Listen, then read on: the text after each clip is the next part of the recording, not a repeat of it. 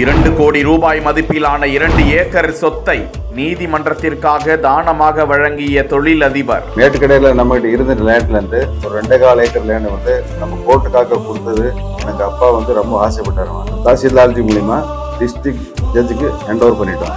அது நம்ம ரொம்ப சந்தோஷமா இருக்குது. தந்தை இறக்கும் போது கேட்ட கோரிக்கை நிறைவேற்றிய மகனுக்கு குவியும் பாராட்டுக்கள்.